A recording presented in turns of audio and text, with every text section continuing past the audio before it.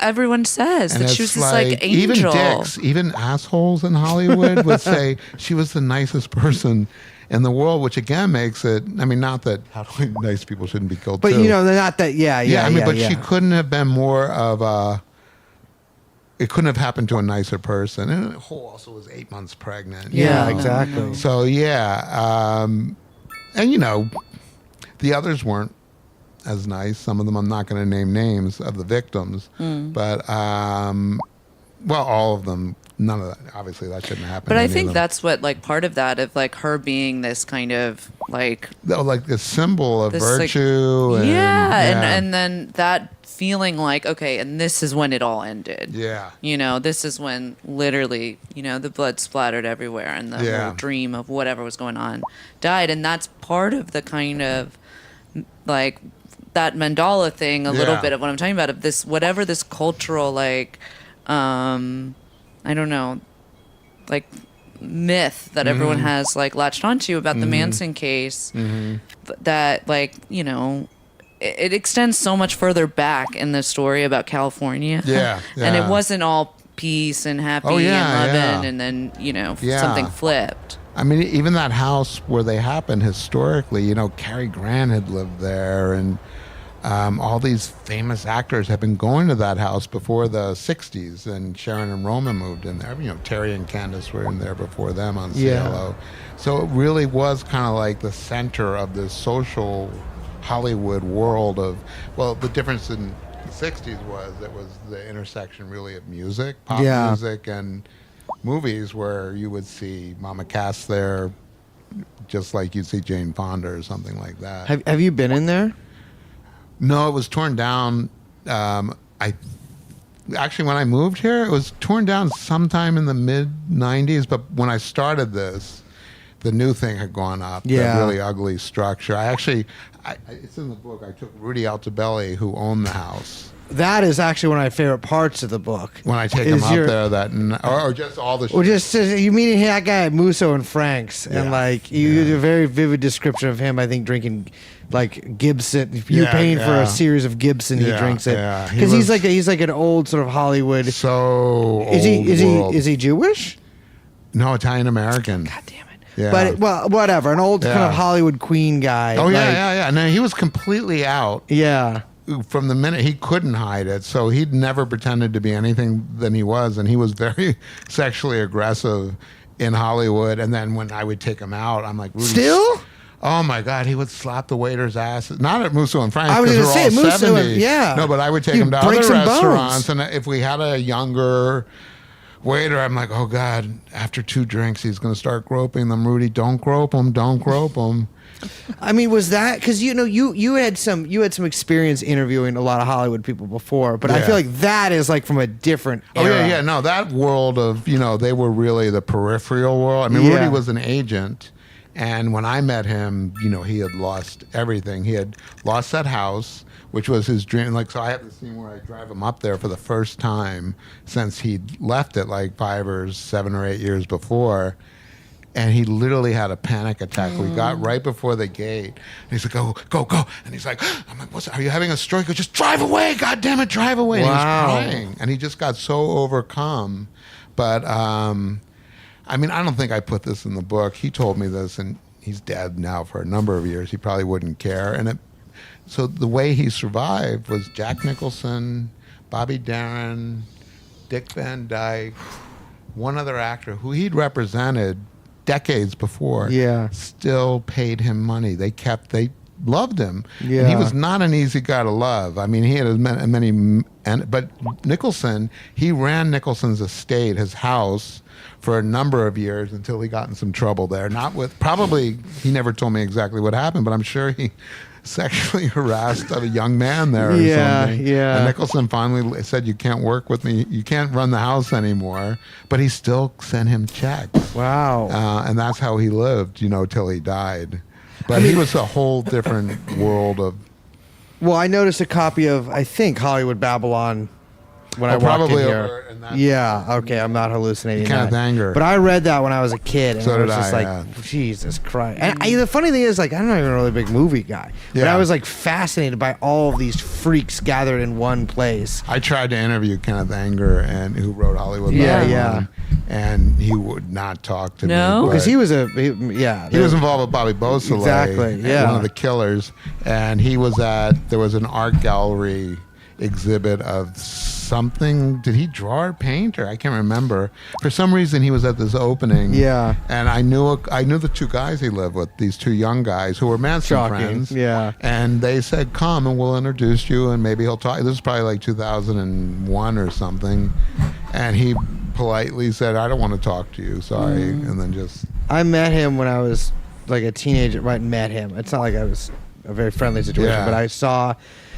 I think they did a screening of one of his, like Lucifer Rising or something like that at SF MoMA, and my stepmom and I went. I'd read the book, but I didn't even know he made these movies. I thought he was the guy who wrote Hollywood Babylon. Yeah. And he was around afterwards, and I said hello to him. Yeah. He only died like in the last year, I think. I didn't even know he was dead. Oh yeah, just like in the last year, I think. There were rumors that he has a lot of footage of Bobby, at least, and maybe supposedly Susan Atkins might have been intersecting with him. I don't know, but well, one gets the impression from your book and just from vibes, I would say, that Dennis Wilson and Terry Melcher were way more hooked in with the Manson folks than has been like popular or ever been like proven or portrayed. Yeah. I mean, Dennis had said, not to me, he was dead when I was doing this, but he had said in interviews that one day he was going to tell what really happened about his relationship with Charlie and what he knew. And something, I can't remember, and I shouldn't even paraphrase, something to the effect that what everyone thought they knew about this was completely wrong. What do you think about that? Well, I don't, Dennis was so fucking addled in those years. I mean, even with Manson, he was pretty strung out. But in his last years when he was saying this stuff, but he said it to people who knew him well. I think it was David Leaf, who's written a bunch of Beach Boys books, and he was a friend of the band. He said it to those guys, and I tried to talk to them, and I did talk to them, and they would all say, he never told us any more than we put in the book. Or you talked to Dennis Leaf or the other Beach Boys? David Leaf, yeah. No, I never talked to. It's kind of tough because Mike Love is one of the world's most notorious assholes, and he makes everything up. And Brian Wilson is not I did the talk most to verbal. Marilyn Wilson, Brian's wife at the time of this, and I talked to a couple of Dennis's wives, and I talked to a couple of Wilson kids, Dennis's and stuff. Poor kids. Yeah. But that's one of the lingering mysteries of the case. I mean, Melcher's entire involvement in that, because I knew who Melcher was because I was like a big record head when I was a kid, and so I knew him from the Byrds. Because I try to listen to the Byrds a lot to impress girls, and now they're all right. But mixed feelings. But I knew who he was because of that, and so then like when I found out about the Manson stuff, because people knew about I knew about Dennis Wilson's involvement. And I'd read this really torrid, juicy biography of the band that had some of that stuff. Of the Beach Boys. Can't remember what the book was. I have all of them. It was probably oh gosh, I can't remember the title, but I know what you're. One of the ones I just remember that one incident where I believe they were having sex with each other's daughters as revenge at one point, which this is an insane group of. Well, he gentlemen. married his I think Mike Love's daughter or something. Yeah, so it was like there was some weird Sean. And she was like 15 or something. Weird group of fucking guys. But I mean, Melcher's like a really close involvement in a lot of this stuff is fascinating. And then of course, like Cease to Exist as being like the Beach Boys playing a fucking Manson song, and frankly, one of the better Beach Boys songs. And also, Manson's record not that good. I hate to say it, and that has gotten a lot of people in trouble in the 1960s, unfortunately. But Manson's version of that is better. It's better. And they performed that on the Mike Douglas show, I think the week of the murders. Jesus. And I think, did Dennis sing the lead vocal? I can't remember. I don't remember either. No, it's crazy, you know. And supposedly those gold records exist somewhere. Manson supposedly gave them to Mrs. Barker, who owned the Barker Ranch, where they were all arrested in Death Valley.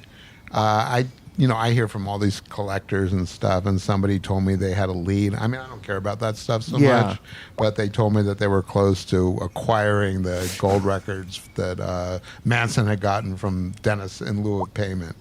There's all these motorcycle and gold records. There's all these weird synchronicities in this case that it's hard to like ascribe. Is it like just because it's this one social set that's kind of this one lattice work, or is there something else? Well, that was what was making me crazy in the early years. I mean, is it all just because coincidence, and or that it was such a different time, 67 to 69 in LA? It really was a time that people's homes were open, and you wouldn't know who was coming in and out of Roman Polanski's house. Yeah. So was it just like that? Like everybody knew everyone, and it was communal, and people were sharing their lovers, and maybe it was as simple as that's how Manson infiltrated that world, you know? Or was it set up, premeditated by outside people? Yeah, or a mixture of both. Yeah. I mean, you really can go crazy. Actually, when I talk about it at length, like I am with you guys, for the first time in a long time, I'm like, why am I doing this second book? I don't want to do it anymore. Well, you talk about, at one point, I think it might even be in the epilogue of Chaos, how like you would get in these modes where you're like, is this all fucking bullshit? Oh, yeah. And like you would have to write down these certain facts to be like, no, this is true. This is verifiable. I kept like a index card with like 10 bullet points in my pocket, because when I was away from the house and doubting myself, it could be at a social setting, it could be in a movie or something, and think, oh my God, I need to go back and read my documents to show that I'm not wasting. But I'd pull this thing out and I go, no, you've proven beyond a doubt A, B, C, D, E, F. But that's why. So if you're talking about Christian and Zachary, I watched their 4-part series a little bit before it was released, and I told him, I go, I have PSTD watching that. Yeah. And I'm like, it's such an unhealthy, not so much for Zach, but for Christian, to let that happen to yourself. It's horrible. Yeah. And again, he got around to the other side, but I can't tell you how many people I've met who haven't. I mean, people who've been reporting shit longer than I have, who are going to have that book come out, and it never comes. And I started meeting with them, and my book came out, and, they got it, and Christian reached out to me probably, I don't know, I think he had already sold it to Netflix, so they knew it was happening. And I met with him once, and then I think the two of them once or twice.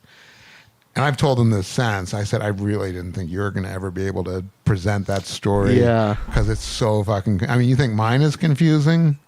That is so confusing. But they did such a bang-up job, And I now think they're probably going to do part 2. But probably, Netflix is probably delighted and wants them to do part 2. It's hard, too, when we were talking to them. I mean, just...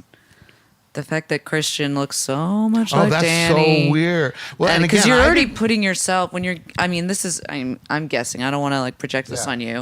I'm curious your experience, like when you're in this stuff so deep, and you start seeing all of these things that you don't know. It's like you have your little grounding exercise or whatever, but like you're seeing all these connections, and they're kind of looking back at you, right? And you're seeing yourself in these things, or it's reminding you of things from your life, and then suddenly it's starting to feel like.